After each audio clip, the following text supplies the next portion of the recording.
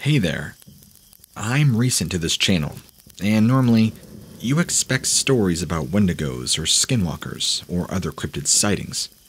This story took place around 2 years ago when I came back from a trip from Japan, and the most horrifying experience occurred to me during it. Now, this is not the first time I've attempted to share this story with a YouTuber. In fact, this is my 9th attempt. 3 said it was a lie. 1 said that it was too sketchy, and others did not share the story. This experience will be one I will never forget in my life. Now, what I'm about to tell you may sound overkill, but believe me, the more detailing, even if it dark, unnecessary, or even straight up doubtful, is better than just saying that this happened and you lived. My name is Jessica, but you can call me Jess. I will, however, leave the exact place in Japan and state location anonymous due to reasons I shouldn't really have to say. But enough fooling around with logic and all that to begin my story. It all happened about 2 years ago. Well, the actual event occurred on the 29th of December. But now that I think about it, there have been weird things happening even before then. I was taking a vacation with my family, having a younger sister, along with a common mother and father, as well as bringing my 2 friends. Now, we arrived at Japan on the 24th of December, and I'm not going to bore y'all with the usual trying to get a rental car and driving it several hours to your destination talk. So, when we eventually got to our destination, a small village far from society, it was now nearing dusk. We were welcomed into the village by a woman who wore white robes and bright red symbols sewn in. The village was beautiful. Children played around the bamboo gardens. Elders spoke of old times and memories, and others casually smiled at us or glanced at us as they worked. I caught eye of an elder who stood out from everybody else. Instead of smiling or showing any hospitality, he displayed a look of what looked like disliking toward us, especially me, because he didn't show this towards anybody else. We were guided to our house. The doors open, and we gasped at its awe and beauty. Of course, my little sis was the first to enter, with the speed like that of a cheetah, yelling in joy and curiosity. The house was almost like a mansion, having 2 floors, and I chose one of the bedrooms on the 2nd floor, the one facing towards the forest. Oh yeah, there was an expansive forest just south of the village, and when I looked out the window, I was taken aback at what I saw. Instead of lush green pastures or a beautiful river, I saw the opposite. It was dead. No birds sang there. No animals nor insects moved around. The grass was tan and brown, and the trees were different. The trees were dead, yet they produced black leaves. Before I could see more, it was dark, and my parents had to drag me, metaphorically, outside of the courtyard. Once again, I was bewildered at what was going on. The villagers were having a bonfire, dancing and singing and laughing. We went over and joined in the fun. My little sister did not speak Japanese, so I had to accompany her when somebody wanted to talk to her, or if she wanted to talk to somebody, which really was a bummer. But then I saw him, the old man from earlier, and he was just staring at me. I wanted to ask him why, but I had to accompany my sister. She tugged at my pants and asked me a question I can't quite remember. When I looked back to where the elder was, he was now gone. The party went on for about 3 hours, and when it was over, we headed back to the house. While everybody was in their rooms asleep, I was looking out that window, pondering over the same question over and over again. Why is it like that? Then, sleep finally found me. I woke up the next day to find the daylight shining through the window. So the usual stuff happened, like breakfast and other things. Nothing strange occurred for the next 2 days. The third day, however, was different. I saw the same old man at the very edge of the dead grass, just staring at the woods. I then decided to go down and talk to him. When I got there, I asked why he was there. He did not move or respond. Then I remembered this village only spoke Japanese. I necked myself for the stupidity of my mistake, so I asked in the only language he knew. He still didn't understand, or respond, at least.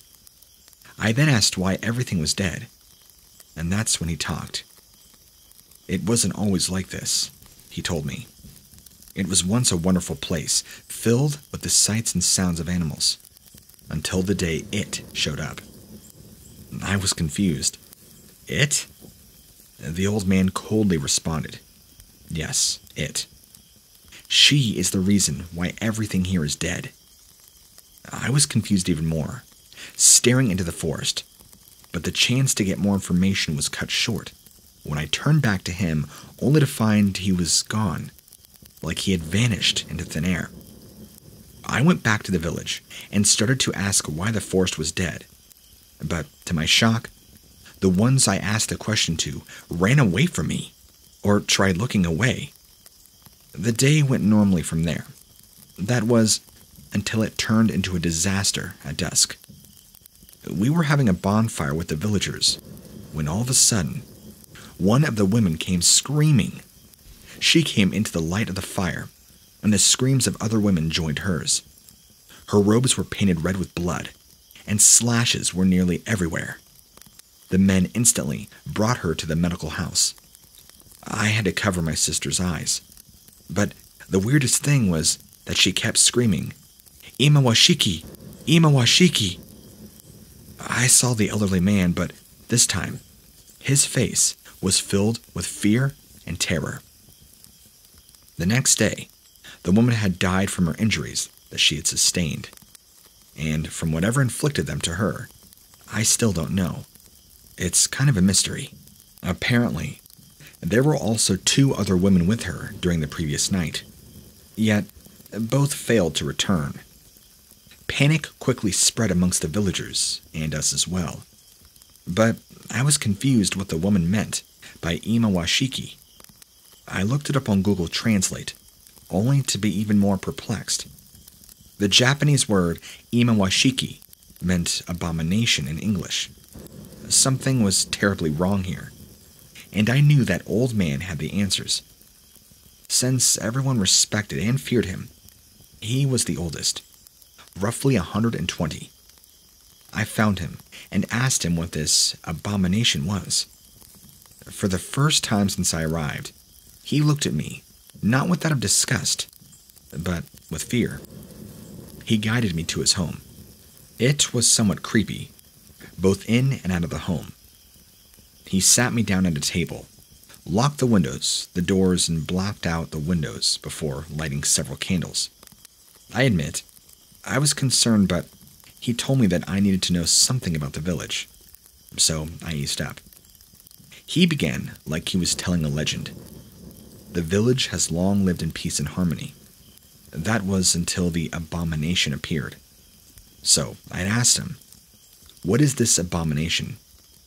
Surprisingly, he answered my question. "It is a beast from the depths of the endless darkness of the abyss. One that craves nothing more than death. It is blood in color, the skin like that of stone, but as strong as metal. It bears 2 demonic wings and a tail that stretches long. It sprouts 2 curved horns on its head, with long ink hair. It is as tall as a bear that rears on its hind legs. Its eyes like that of fire, and its maw wide and terrible. Its fangs are that of daggers." I could picture it in my mind, shivering at the thought. "Why is the forest dead?" I had asked. He just continued, and it did come. It came and preyed on innocents who dared to enter the Deadlands. I saw it myself several times. It has never ventured past those trees, as if some phantom wall prevented it from leaving. I was baffled at this startling revelation. He then got up, took off the sheets from the windows, letting the warm sunlight touch the room. He allowed me to leave.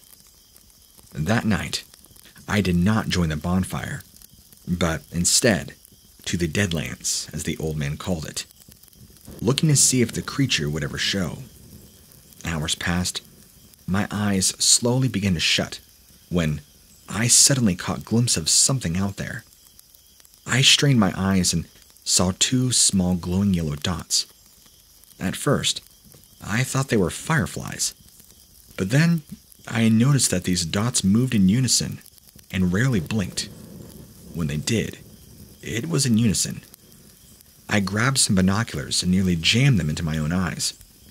Even though these dots were far away, I could make out something startling. These were not fireflies. They were eyes. I could barely make out the black slits cutting down the centers of them. All of a sudden, they turned right at me, as if whatever those eyes belonged to saw me. I ducked, waited for a minute or two, before peeking out again. They were gone. I had a strange dream during that night. I was in the woods and I found a little girl with 2 pairs of red wings and a long red tail, along with short, straight, bright red horns. She was wearing dark gray robes, and she had her back turned. As I approached her, her tail stretched and lashed out towards me, ensnaring me in a coil. As the tail began to tighten, the forest vanished, and everything was black. Suddenly, a massive creature appeared in front of the girl with 2 pairs of wings and a long tail. Its horns were curved and its eyes glowed yellow. As eyes started to fade, the girl said without turning around, "Those who enter the forest." She turned around with glowing magenta eyes. Few return. The thing in front of the girl then lunged at me, its mouth unhinged like a snake with teeth like that of daggers. And that's when I woke up. The next day, I decided to go into the Deadlands. As soon as I entered the forest, I felt like I should not be there, like as if I was trespassing on some predator's territory. It was around 10 minutes since I entered, and I froze. I was lost. Then I saw movement. It was fast and too fast to keep track. I ran deeper into the woods when it suddenly got dark. The trees were so dense that sunlight barely even got through the tops. That's when I saw them. The eyes. The same glowing eyes from the night before. The same eyes that dream. And then the owner of these eyes walked into a dim patch of sunlight. I froze with terror, as standing before me was the creature. The exact creature the elder told me about. It was dark red with cracked skin. Its sternum grossly protruded out, and it had clawed fingers and toes, and a height roughly around 8, maybe 9 feet tall. 2 massive pairs of wings stuck out on its back. A long tail with an arrowhead tip waved in the air like it had a mind of its own. It had long black hair with 2 curved dark red horns. Then I saw its mouth. It was grotesque in the form of some twisted smile, stretching to the sides of its head. Its teeth were like daggers. This is the beast that appeared in my dream the night before. I recollected myself and booked it. My instinct told me to not look back, but I did anyway. I've come to regret that decision. As soon as I turned, it was right there chasing me. It surprised me so much that I fumbled and fell to the ground. Then, a horrible stinging pain rips across my back, and I walked in pain and got up. The next thing I know that happens is being slammed like a motorcycle being slammed by a car going 80 miles per hour in full force. That blow knocked the breath out of me and sent me flying. The left side of my chest felt like it was on fire. I got up and ran. Once again, I was slammed, but this time in my right leg, and I felt that sharp searing pain on my leg, just like my back. I kept going and brushed my hand on my leg. My face must have turned white, as I felt several large gouges in my leg and warm fluid gushing out. I wasn't thinking clearly at this time. Who wouldn't be? So, I thought the fluid was just me wetting my pants. I saw the daylight and jumped through out of the woods. I was on the ground when the creature stopped at the tree line.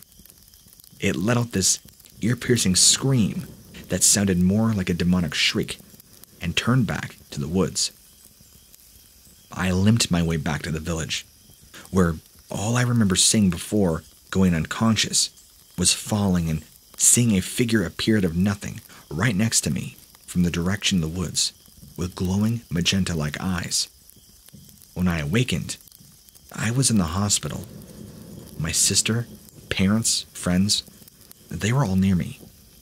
Apparently, someone saw a very young girl wearing dark gray robes brought me to the entrance of the village, literally having to drag me. But before said person could talk to her, she vanished. I had 7 broken ribs. My arm was broken, and the gouges on my back and right leg needed stitches. But the strangest injury was on my right knee. Something or someone carved a symbol into it. More like ironed it, like a cow being branded. Even after 2 years, that thing is still on my knee. For some reason, I was released from the hospital only days later. We had to go back to the village to collect our things.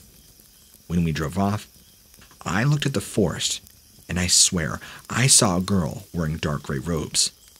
She had 2 short and straight bright red horns, 2 pairs of red wings, and a long red tail. And I caught her eyes. They were that same glowing magenta color, and she was smiling. I rubbed my eyes and she was gone, just like that. One thing that I forgot to mention, that the elder did warn me, that if a person survives an attack by it, then it will find the survivor. Not to kill, but to be a reminder.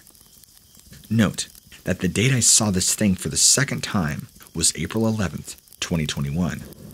The day I typed this story was on May 20th, 2021. Now, I still have that symbol on my knee, like it was iron there. Now, what I'm about to tell you is very disturbing and creepy. I still have PTSD from this incident. And without any further ado, let's dive into this nightmare-inducing story. My name, if you don't already know, is Jessica, and I'm 19 years old. I live in a house with my mother, father, younger sister, 3 cats, and 1 dog. I'm the tough nut, as my dad calls it, of the family. This being physical and mental. I work out at a local gym at least 5 times a week being on a school week, and at least 10 on entire week breaks from school. I'm around 6 feet tall and weighing over a whopping 200 pounds. The reason why I'm not at college is because, well, let's just say that I wasn't the smartest person in my house. At my school, I'm really a gentle giant, and being labeled as the ABW, or anti-bully weapon, for good reason.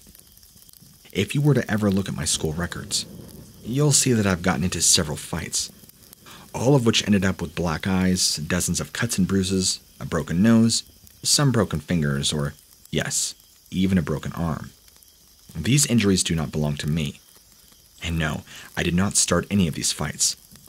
They all began with bullies because bullies never understand what it means to pick on somebody their own size, or treat others how you want to be treated. Or my saying, don't screw with the girl that has a 6-pack. Well, even still, I would defend those who are being treated like crap because of bullies, no matter the size. Anyway, enough with talking about who I am, and back to talking about what you came here for. I was playing on my Xbox when something on the other side of the door to my room pounded on it. I literally jumped, thinking it was the FBI or the police. It was that loud. That's when my dad swung the door open. "Jess, get your things together if you want to make it to the shooting range on the rice farm." I jumped and quickly slammed things in my suitcase, quickly changed, and then shut down my Xbox, bursting out the front door. Now, I've never actually been to the rice farm until this day, and the rice farm was off-grid. A strange thing for a rice farm, but I thought nothing of it. It took us at least 3, maybe 4 hours to get there, and to my surprise, my mother's brother Hank was also there. It, meaning the rice farm, was more like a marsh, because over the past month, it rained a ton, so the farm was now turned into a muddy, wet, humid dump. The vehicle my father and I rode, it was a refurnished Volkswagen camper with a roof that can be folded upward to make a second bed. Though it would always get moist up there and the camper's AC was broken, so it got hot fast. We arrived at the farm and unpacked. To be expected, I instantly unfolded the top. Big mistake. At least a gallon of water that was at least a month old poured down on top of me, completely soaking me. My father and Hank were laughing their butts off as I walked out with a look of disgust and silently scowled and muttered curses at them. Later, we all walked to the shooting range, which was a good 15-minute walk away. When we get there, I was once again taken aback by the look of the area. It wasn't even close to resembling a shooting range. All there was dense trees, a stream with a natural land bridge, and a clear opening with no targets. "You lied to me," I yelled at my father. But before I could continue, Hank walked over with targets on stakes and started planting. Feeling dumb and guilty, I apologized.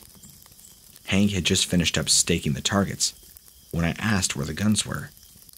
As soon as I asked, my father handed me a 9mm. So I just stood there. I had never touched a firearm before. It was strange. Of course, this is what all people go through when they first touch a gun. He got out his own firearm, a special .38 revolver. Hank had his own military-class Desert Eagle. I asked how much it cost. He responded with more than my phone. We all laughed. Hank handed me earbuds and told me to plug them into my ears. Right as I asked him why I needed them, the roaring BOOM of my father's revolver rang out loudly. I stumbled around and was kind of stunned. My ears were ringing. I thought I was bleeding. Hank said sarcastically, "Because of that." So I responded in a daze. I put my earbuds in just in time when Hank shot off his Desert Eagle numerous times at the targets.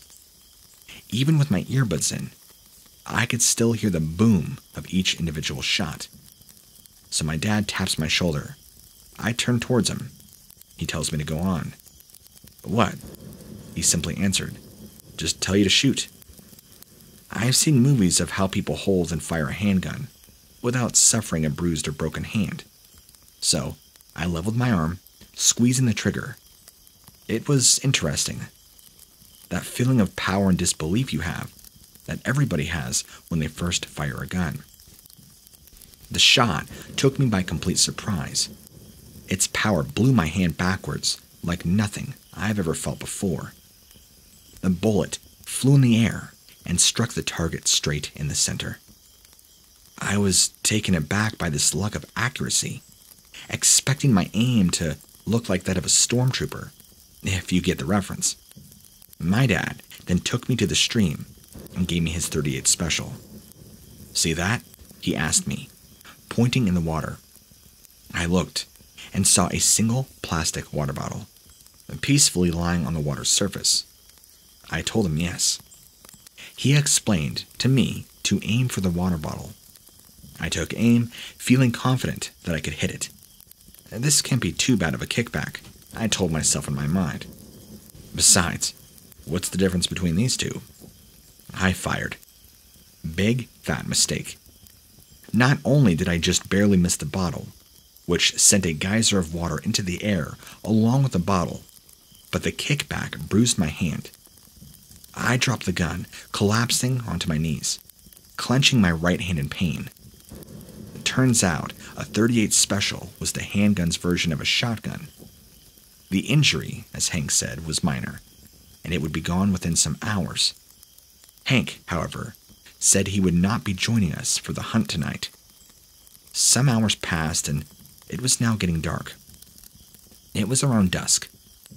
I was on the top part of the camper, which has dried, texting my boyfriend when my dad told me that it was time to go to the duck blind. I left my phone, hopped down. He explained, "Don't forget your boots." So I quickly put the oversized boots on and tried running towards my father, which ended up with me almost face planting into the mud. I then had to waddle my way to him.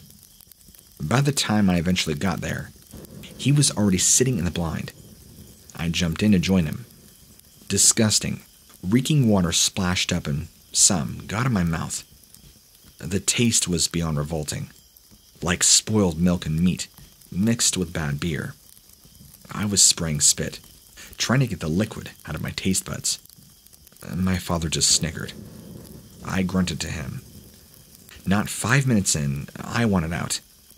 It reeked like raw sewage, almost puking several times. Eventually, my father got fed up with my constant bickering and complaining and let me go. I booked it, waddling back to the camper. I waited for my father that seemed like an eternity. I then realized that it was unusually quiet. Normally, it was loud with the other bugs and stuff, but nothing was making a sound. It was very uncomfortable. Then, it got hot. Very hot. "What the?" I said out loud to myself. It was literally at least 70 degrees. Now, it felt like it was around 150. Out of nowhere, a single shot rang out in the near darkness. I jumped, stared out into the poor lighted environment, and a single silhouetted figure was walking towards the camper. I yelled out, assuming it was my father. No response. It wasn't until the figure got closer that I knew whoever or whatever this was, it was not my father. My dad was 5'6". This person was at least 7, maybe 8 feet tall. And then I saw who or what it was, at least the silhouette. It was massive, with broad shoulders and arms that just went a little past the knees. It had long taloned fingers. 2 curved horns protruded from its head, and its hair flowed beautifully, somewhat in the wind. A snake-like tail at least 3, maybe 4 feet long, slithering in the air, as if it had a mind of its own.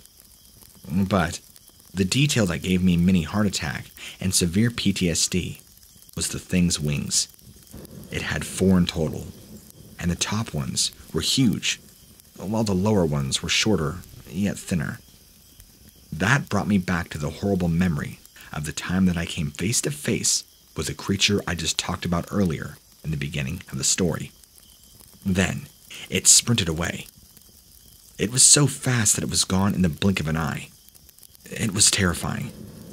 The door suddenly opened, and I screamed, "Jesus, why did you do that?"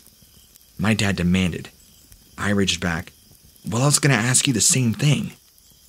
He demanded me to tell him why I was out there, when I supposedly left, complaining, "Dad, can we go?"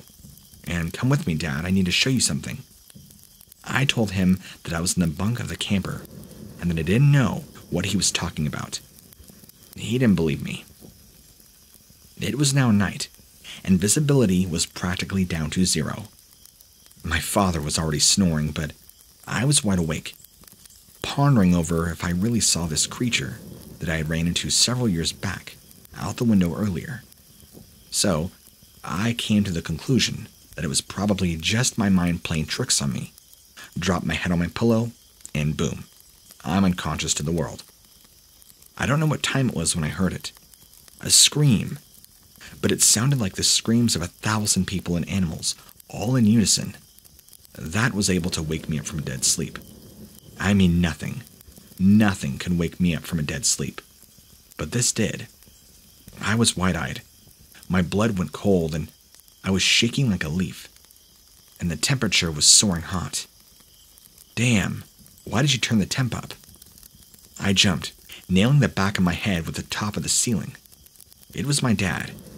He grumbled as he lowered the temp in the camper. That's when the noises of insects returned and the temperature went back down. My dad dropped on his pillow and went back to snoring, as well as me, except with the obnoxiously loud snoring. I woke up to the slim daylight through the narrow slits of the blinds. I raised the blinds to see fog. Just creepy fog. There was now zero visibility beyond 2 feet from the window. I looked down to find my surprise that my dad was gone. I climbed down and found a note that matched my father's handwriting. It said that if I saw this note, he was in the duck blind. I was babbling. How can he see through this? Whatever. I made breakfast, ate, and changed. I opened the door to be met with a near scorching heat. And something else as well. The regurgitating stench of something rotten. I almost puked. It was like inhaling the stench of a sewer, the odor of a dead animal that had been out for some days, and wet dog. I quickly went back in, grabbed the gas mask my dad kept beneath his mattress, put it on, and went back out. It was hot, and the fog was like that from the movie The Mist. Then, that's when I realized something was terribly wrong. It was too quiet. Something was wrong. Feeling that, I was being watched. Instinct now kicked in, and I ran back in. If this was in someone else's viewpoint, they would say that I walked confidently with my 9mm. Yeah, I was quote-unquote confident. No, I was scared. I go into the fog, walking around for about a good 3 minutes, then stopped. I froze in horror to the realization that I was lost in fog. That's when the demonic screams came into play again. Something that sounded like it was imitating hundreds of human and non-human screams in some kind of sick choir, roaring in the fog. If you ever played Halo, then you definitely know what the sounds of the fled horde is like. And this, what I heard, has to be the closest sound that I can reference this to. I twirled, only to see nothing. Then another roar. This one louder, closer, rang out.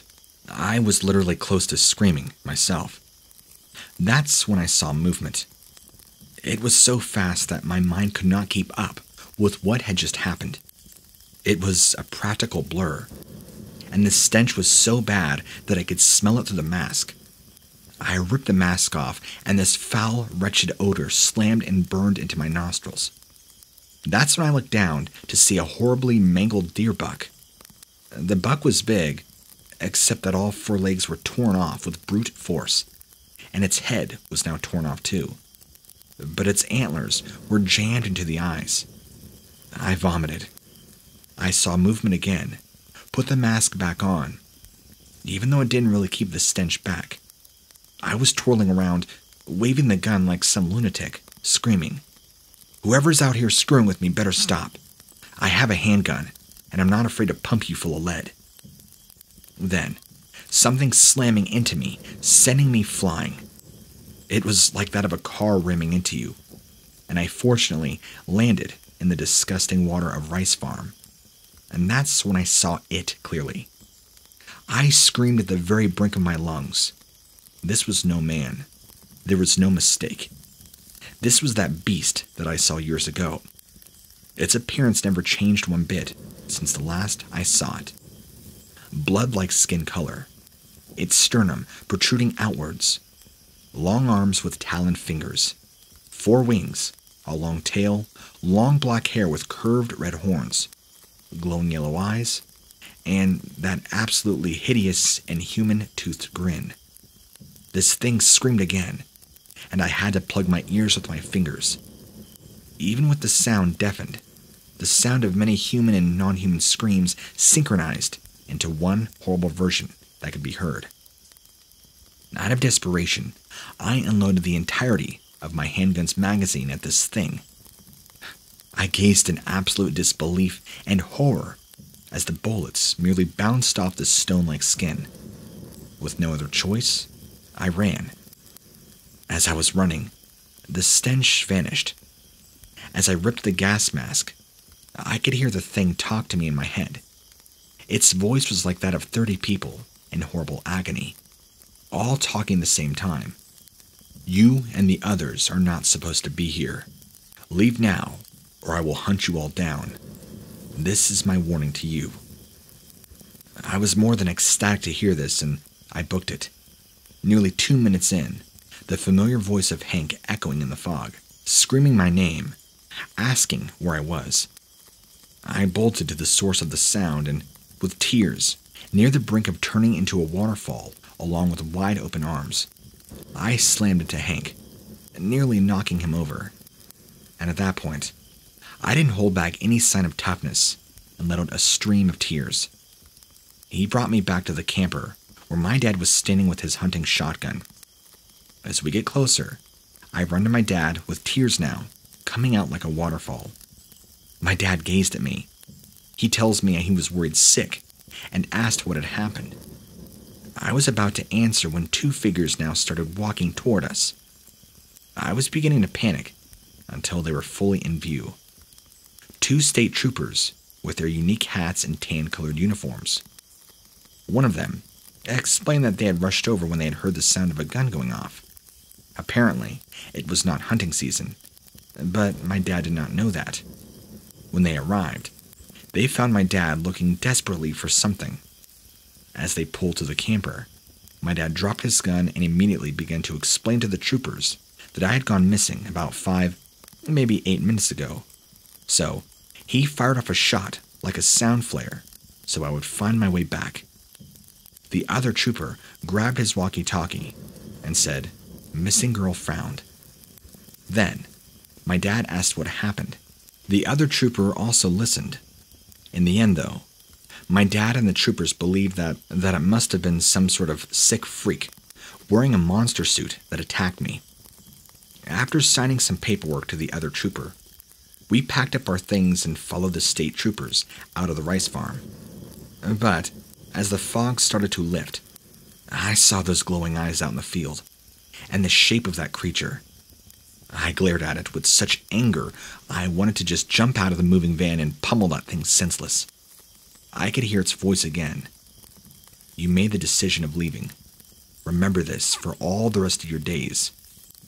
And with that, it sprinted away like into the woods like a bolt of lightning, screaming all the way as if it was sticking its middle finger at me, metaphorically. Thank you very much for hearing my story.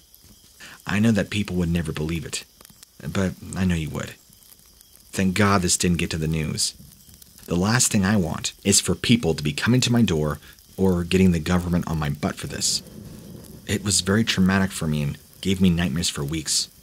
And sometimes, I swear, I could still hear it.